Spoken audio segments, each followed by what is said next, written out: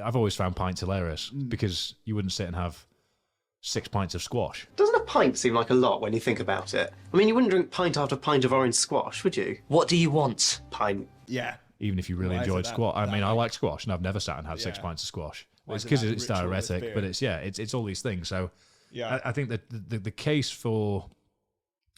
It's very clear why the product exists if you're sober. Mm-hmm. I think a lot of people can't read between the lines as to what the case is for when you're not. Yeah. And what the middle ground looks like. Yeah.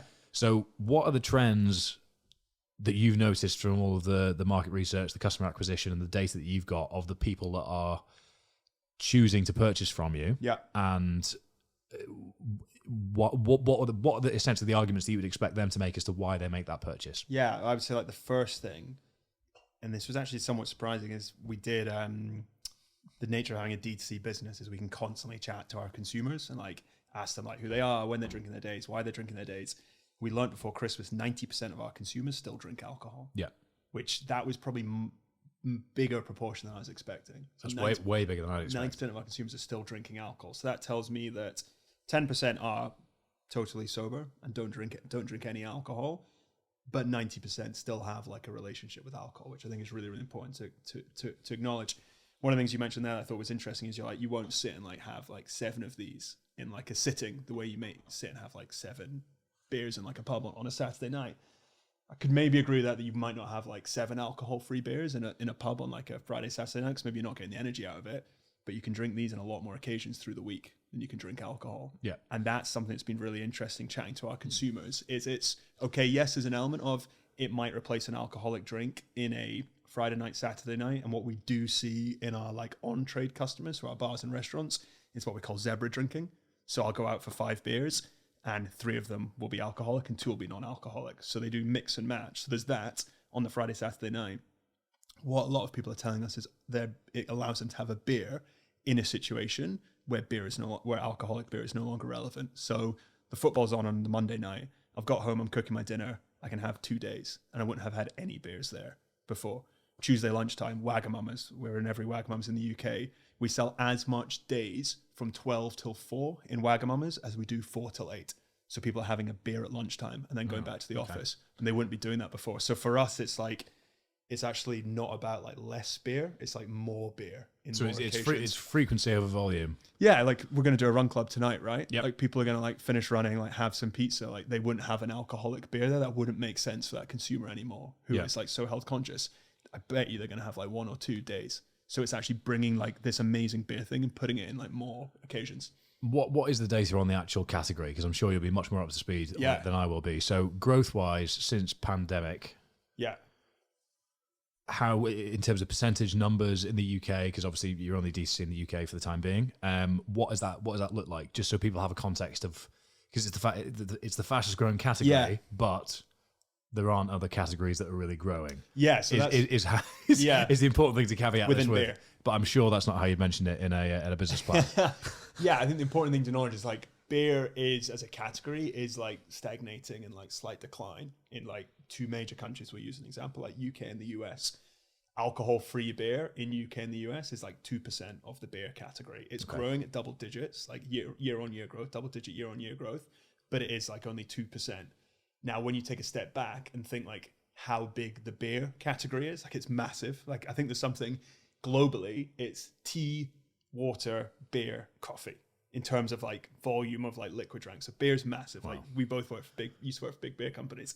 But if it's only 2% of the total beer category right now, you're like, okay, that needs to grow. But then when you take a step back and think about like health, younger consumers, I think I saw something the other day, 40% of 18 to 25-year-olds drink no-low products. Yeah. Like that never would have happened when I was 18 to 25. No. Like never would have happened. Like 40%. That's huge. So that's showing us like younger consumers driving the category. So when you pair that with also thinking about like all the occasions where alcohol-free beer is relevant, your Monday night, your Tuesday night, all of a sudden we're like, can we take alcohol-free beer from 2% of beer to 10% in the next 5 years? Like definitely. And that is a massive opportunity. And the amount of people in that percentage is absolutely astronomical. Huge. Isn't it? Like just think about like in dollar terms, I think like beer's worth hundreds of billions of dollars globally. So you said it yourself, like you worked at Heineken have Heineken Zero. They're doing it. So we're like really, really optimistic about the category. And I think what you've seen in like health, like everything you do, right? Like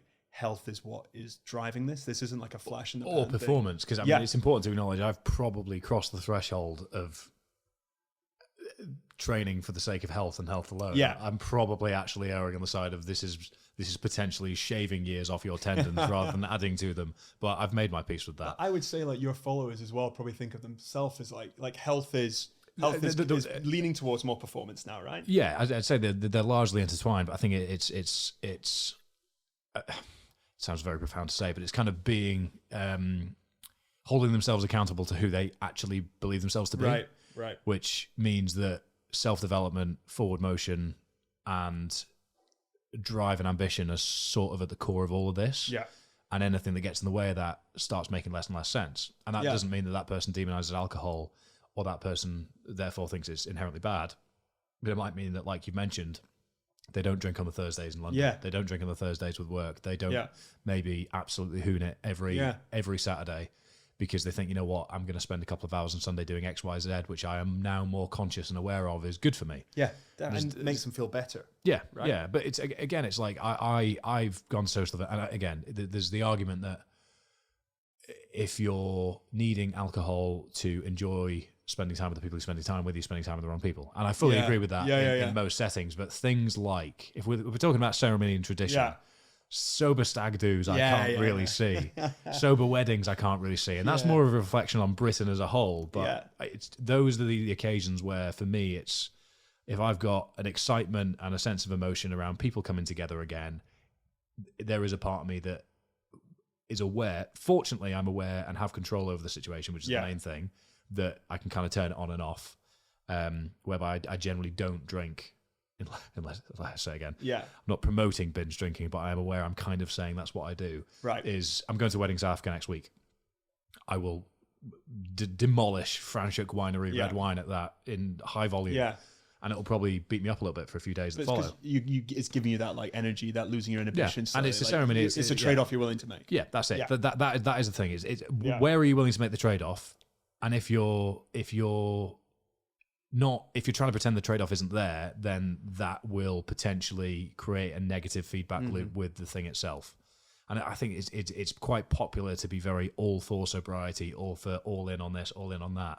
Whereas actually life's a lot more grey than it is black and white. And I appreciate that for some people, dogma and black and white is something that might be necessary for behavioural patterns. But for those that don't fall into that category, I think for me, it's as somebody who previously thought the category was a load of bollocks when I was being told to flog Heineken 0.0. The conversations I had with people as to how they implemented it were mostly from people that actually weren't sober. Right. I've even seen a few things recently of people sober Instagram reels, sober pages. They don't even have alcohol-free beers because for them that represents, it could be triggering, mimicking something that they know they have a negative relationship with. Right. Therefore, to further detach themselves from it, it'd be the same equivalent as a vegan not having vegan bacon because they don't want to have the premise is kind of the same ilk. So it's a fascinating category. But again, with all of the ceremony and pomp of alcohol in Britain, it does mean that there's a lot of people that find it insulting, which I find very funny. You should see, if you looked at like our Facebook comments, like some of the hate, some of the like it's repeatable, some of the stuff that we get. Like I'll show you offline. Like it's appalling. I've seen some of it. Some of the stuff is like is wild, but then you're like, okay, like it's pretty clear like who we're brewing this business for, and it's not like that. So people, which helps, but. Yeah, I think to your point around like sober stag do's and stuff like that, like I'm actually doing my first ever dry January. Okay. So I've been running an alcohol-free beer business for 3 years now. This is the first time I'll do dry January. And even I've been surprised at how good I've felt from it. And I went out for beers with the team twice last week. Once I drank 3 Guinness 0.0s because they didn't have ours. The others I had 3 pints of Days. And on a Wednesday, Thursday night, like I'm not looking to get pissed. Yeah. I'm not looking to like lose my inhibitions. I had 3 beers with my team. Got home, 8 hours sleep, woke up, went to the gym. And it was on Saturday morning last week. I was like, there is something here about like waking up feeling fresh. I didn't feel like I'd missed out on anything. So it's that like when you find yourself like sleepwalking to having a couple of beers and you meet a pal and you've had 3 alcoholic beers, you feel like crap. You eat something crap on the way home and you're like, what was the point in that? Yeah. Like I didn't need that. So that's where we think there's an opportunity to really allow people to like still socialize, see their pals, have that ritual, but just not make the compromises that they have to sometimes with alcohol. Yeah, it's a fascinating one. And there's probably people listening that still might. Yeah, it's highly individual, which I think which is the main point, is that I have absolutely zero dogma about any of this. It's just for me, you know what, where I might have had 2 beers cooking a stir fry on a Wednesday, I will now have 2 days. Yeah. And therefore that's less alcohol consumed within the week, and I don't feel like I'm restricting myself in any way. So therefore, good thing overall. Yeah. But yeah, it's the trade-off. The trade-off is the question I ask myself, and I will premeditate when I make the trade-off. Yeah. And therefore not punish myself for feeling a certain way that was entirely predictable. Yeah. Because it's a choice. Yeah, exactly. It's a choice. It's like a choice, yeah. It's like diet, right? Like I probably try and like eat slightly better than I used to, but I still love like having a Five Guys or something like that every now. I'll have it and I'll feel like crap after. Yeah. But I'm willing to make that trade-off for that moment.